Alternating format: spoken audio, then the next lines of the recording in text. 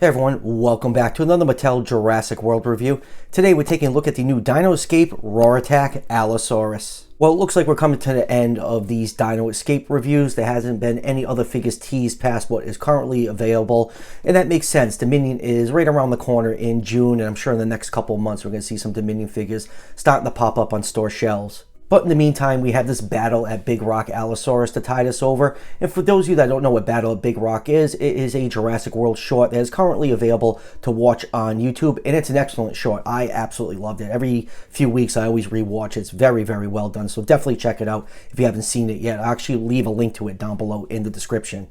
I ended up ordering this figure from Target's website. I just set my phone up for notifications, so as soon as it popped up, I snagged it. I've heard some people finding this in stores, so hit your Targets and keep checking the app, and you should be able to get your hands on this figure pretty easily.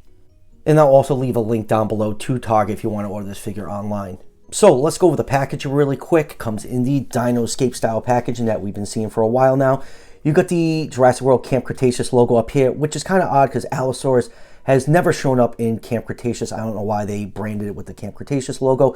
It's only been mentioned in the series, never seen, so kind of odd that they did that. But you got Toro the Carnotaurus right here, Darius, smash paddock fences in the background, and turning around, you get a picture of how the Roar Attack feature works on this Allosaurus. And down here are the other figures available in this wave. So the Allosaurus is just a wave mix. So he's going to show up with the Kentrosaurus and the green Ceratosaurus. So that is it for the packaging.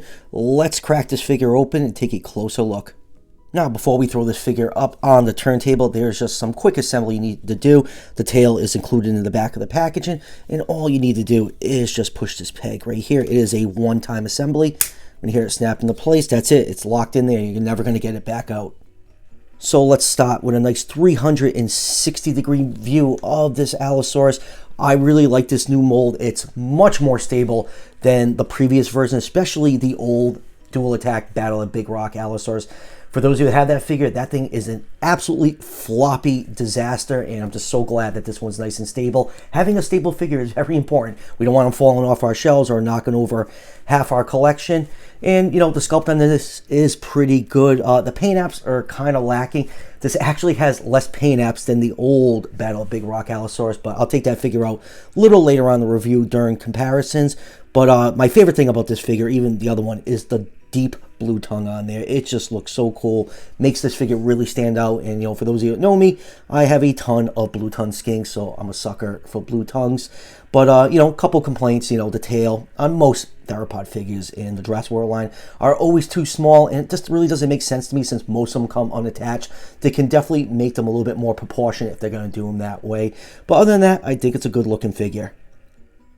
Now let's just do a couple of quick measurements. This figure, if you measure along the curve of the tail, is about 14 inches long and about just over 4.5 inches tall. So the Battle at Big Rock Allosaurus is absolutely huge in the short, and you know, I went on the Jurassic Park wiki, and the largest size estimate they have for a Jurassic World style Allosaurus is around 40 feet long. So I'll put this figure somewhere in the 1/34 scale. So yeah, it's a little bit too small to scale with most of the figures in the line, but you know, if you consider this around the size of Allosaurus, how it showed up in Fallen Kingdom, it'll be a little bit more in scale with everything else. So let's zoom in and take a look at some of the finer details on this figure, starting with this nice head sculpt. I like the head sculpts on the last few Allosaurus figures, not so much on the one that came out in Fallen Kingdom, but this one actually looks really, really great. You have a nice high crest, lots of nice scale detail all along the side of the face. You have some like large scales near the orbit and ear. The eye is painted yellow with a black pupil. You have all this glossy blue, navy blue paint all over the figure, especially on the head. It's really glossy on the head. Gets a little bit more matte as you get down to the midpoint of the body. The teeth are nicely sculpted. They're not oversized and goofy looking. They're painted in off-white color. You do have some plastic gum tissue on the side. And let's take a look at that deep blue tongue in the mouth. I absolutely love that touch. It's my favorite part of all the Allosaurus figures. They've been pretty consistent given those dark blue tongues, and even the roof of the mouth has pink plastic in there. And let's look at the figure from the front. That's really great looking. Just love how the crest look on here. And then going down to the neck, you some large spikes on the neck, and then they gradually get smaller, but they continue all the way down to about the halfway point of the tail. And then going down to the front arms are nicely sculpted. You have some slash marks all over this Allosaurus, which is a cool touch. I like seeing damage on these figures. Just wish it was highlighted a little bit more with some kind of paint app, but you know, it is what it is. The hand claws are not painted, which is pretty typical for most figures in the line. And then going down to the body, you can see more of that dark navy blue paint mixing in with the base brown plastic, and it just stops right above the hips. Now the older Battle of Big Rock actually has more paint apps for this. I just don't know what's up with Mattel lately. They just keep skimping and skimping on the paint apps, and I don't know, just not a fan of it. I just hate how it always stops there. They just barely paint the tails of their figures. And speaking of no paint, toe claws, same thing, no paint on them. And then since we're on the feet, let's flip this figure over and zoom in on the scan code for those who want to scan it into the fax app. And then going down to the tail. The tail is probably the worst part about this figure. It's just too small looking, even though it's curved. It's just way too short and not proportionate. Like I said earlier, I just really wish, you know, these tails don't come attached to the figures. Just make them bigger and longer so they're more proportionate looking. But, you know, that's been a complaint since the line started, so I don't think they'll ever be changing that soon. Moving on to articulation, the arms can move forwards and backwards. They are on a hinge, which allows you to swing them out. The hind legs can move backwards and forwards, and there's a locking point to get them into the neutral position, and the hips do pivot to help with stability. The tail is on a ball joint. You can rotate it 360 degrees. It can go up that far, down that far, and you can get some nice side to side movement. Now the rest of the articulation is tied to the action feature.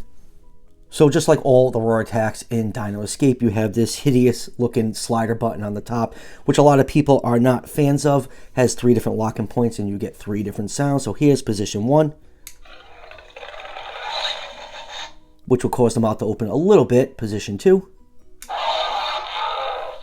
and position 3. So you get some nice, accurate Allosaurus roars with those different button positions. Now moving on with comparisons, here it is with one of the human figures. Here it is with Kenji. And here it is with the Allosaurus that came with Brooklyn. And next up, here it is with the Roar Attack Kentrosaurus. And next up, here it is with the old Dual Attack Battle of Big Rock Allosaurus.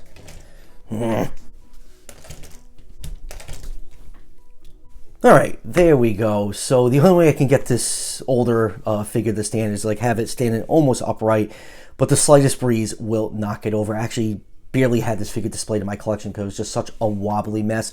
But I will say it has a much better paint scheme than this newer version right here. We have paint that actually goes down the legs and continues on to the tail. You can see the difference between these two figures. I do like the darker brown on this one versus the yellowish color on here. But look, even the toe claws are painted on this one. And like I keep saying, like Mattel just keeps like diminishing the paint apps, and I just don't know what's going on. I know everyone gave Dino Escape kind of a free pass because they had to throw the line together because Dominion got delayed for a year. But now we're seeing Dominion figures, and they had a lot more time to work on these, and the paint apps just look worse than ever. So I really don't know what's going on. But like I said, I am really excited for the Hammond collection. I think that is a huge step in the right direction for the company, and it is the breath of fresh air the line needed. And let's do the other Allosaurus. Here's the one from Fallen Kingdom, which I do quite like this one, even though the teeth are a little goofy looking. I still like the paint apps and color of this one.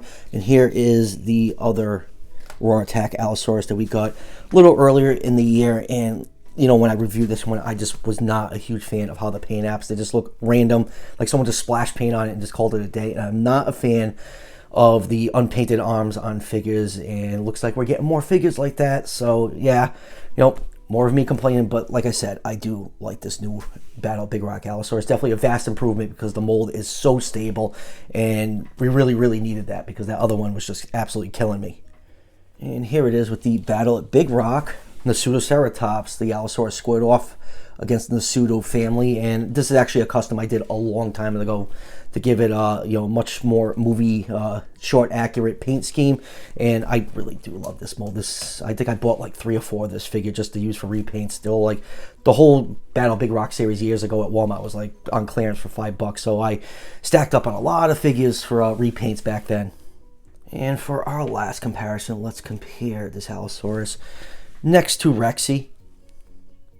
So final thoughts on this new Allosaurus. It's nice that collectors have another chance to get a Battle at Big Rock style Allosaurus for their collection. We know the older Dino Rivals one, even though the quality control is poor on it, doesn't like to stand, is kind of hard to find now. So it's nice that everyone has another chance to add this one to their collection. I love the sculpt on it. It's really good. Just short tail, typical complaints. It's much more stable than the other Allosaurus figures, so that's a plus.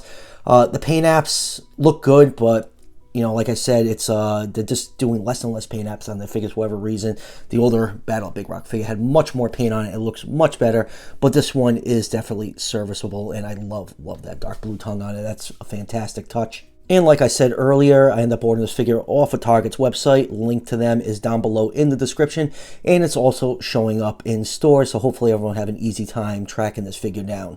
So that will do it for the review. I only have a couple more Dinoscape figures to review. The Monolophosaurus and the Darius and Brachiosaurus Dino Pack. Have a couple new PNSO figures coming in, so be on the lookout for those reviews in the near future. And as always, if you're enjoying the content on this channel, show your support by hitting that subscription button just below the video. Each subscription helps out the channel tremendously and is greatly appreciated. And I'll see you guys for the next one.